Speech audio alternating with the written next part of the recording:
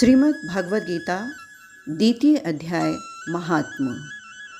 आगे बढ़ने से पहले आप मेरे चैनल को लाइक और सब्सक्राइब जरूर कर दें ताकि आगे आने वाले सारे वीडियो का नोटिफिकेशन आप तक पहुंच सके। तो चलिए आगे बढ़ते हैं द्वितीय महात्म की ओर। भगवान नारायण बोले, हे लक्ष्मी, गीता के प्रथम अध्याय के महात्म को मैं पहले ही विस्तार रूप से तुम्हें सुना चुका हूँ। अब मैं दूसरे अध्याय का महात्म बताता हूँ, ध्यान से सुनो।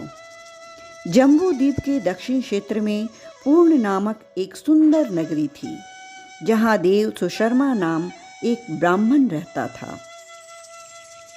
वह साधुओं की सेवा जप तप यज्ञ आदि विधि पूर्वक प्रतिदिन किया करता था। एक दिन उसने एक साधु की सेवा करने के पश्चात नम्र भाव से उससे कहा, हे साधु महाराज, मैं अज्ञानी हूँ, आप मुझे कुछ ज्ञान का उपदेश दें जिससे मुझे शांति की प्राप्ति हो। साधु ने देव सुशर्मा से कहा, मैं तुम्हें ज्ञान का उपदेश नहीं दे पाऊंगा। तुम्हें ज्ञान की प्राप्ति कुछ समय पश्चात किसी ब्रह्मज्ञानी संत से होगी। इतना कहकर वह साधु अपने गंतव्य की ओर चला गया।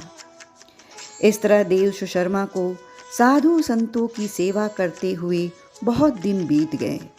उसका अधिकतर समय देवाराधना में व्यतीत होने लगा। एक दिन जब वह प्रतिदिन की तरह संतों की सेवा कर रहा था, तभी एक ब्रह्मचारी संत का आगमन हुआ। देव सुशर्मा ने उसकी बहुत सेवा की और नतमस्तक होकर बोला, हे कल्याणकारी संत, कृपया मुझे आत्मज्ञान का उपदेश दीजिए जिससे मेरे जीवन का कल्याण हो और मैं मोक्ष को प्राप्त हूँ। ब्रह्मचारी संत ने कहा, मैं तुझे गीता का दूसरा अध्याय सुनाता हूँ, जिसके श्रवण मात्र से ही तेरा कल्याण हो जाएगा। गीता के दूसरे अध्याय को सुनने से पहले भी क्या किसी का कल्याण हुआ है? देव सुशर्मा ने पूछा। इस पर ब्रह्मचारी संत के चेहरे पर पवित्र मुस्कान उभर आई और उन्होंने कहा, मैं तुझे एक प्राचीन कथा सुनाता हूँ। एक गधेड़िया घने जंगल में बकरियां चराता था और मैं उसी जंगल में समाधि लगाकर पूजा अर्चना किया करता था। एक दिन रात को जब वह गधेड़िया बकरियां लेकर घर जा रहा था, तो रास्ते में उसने एक शेर को बैठे हुए देखा। एक बकरी अन्य बकरियों से आगे आगे चल रही थी। उस बकरी को देखते ही शेर भाग गया। वह गधेड़िया आश्चर्य से देखता रह गया।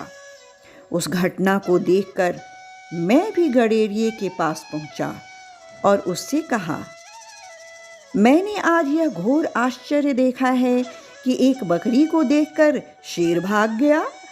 तुम तो एक संत और ज्ञानी महापुरुष हो, कृपया इस अनहोनी घटना का रहस्य मुझे बताइए। ब्रह्मचारी संत ने कहा, हे महाशय, मैं तुम्हें इस बकरी के पूर्व जन्म की कथा सुनाता हूँ। यह बकरी पिछले जन्म में डायन थी तथा काफी सुंदर थी। जब इसका पति मर गया तो यह काफी खूंखार हो गई और सुंदर लोगों का भक्षण करने लगी। यह जिस दिन किसी सुंदर लड़के को देखती उसे खा जाती। शेर पिछले जन्म में एक शिकारी था। शिकारी पक्षी पकड़ने जंगल की ओर गया। वहां डायन पहले से ही छिपी थी। वह शिकारी को पकड़कर खा गई। इस जन्म में वही शिकारी शेर बना और डायन बकरी की योनि में पैदा हुई। शेर को पिछले जन्म की बातें याद थी। उसने सोचा कि आज भी यह मुझे खाने आ रही है, इसलिए यह बकरी को देखते ही भाग गया। गधेड़िए ने उससे पूछा, मैं पिछले जन्म में क्या था? गधेड़िए का यह प्रश्न सुनकर ब्रह्मचारी संत ने कहा, तू पिछले जन्म में एक चांडाल था।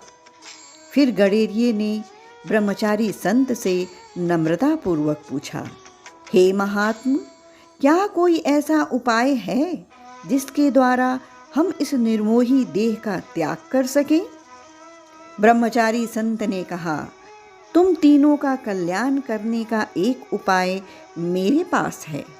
पर्वत की कंदरा में एक शिला थी, उस पर गीता का दूसरा अध्याय लिखा हुआ था। मैंने उन अक्षरों को उस शिला पर देखा। अब मैं तुम्हें ध्यान मग्न होकर सच्चे हृदय से उस अध्याय के अक्षरों का मर्म सुनाता हूँ। ध्यान से श्रवण करो।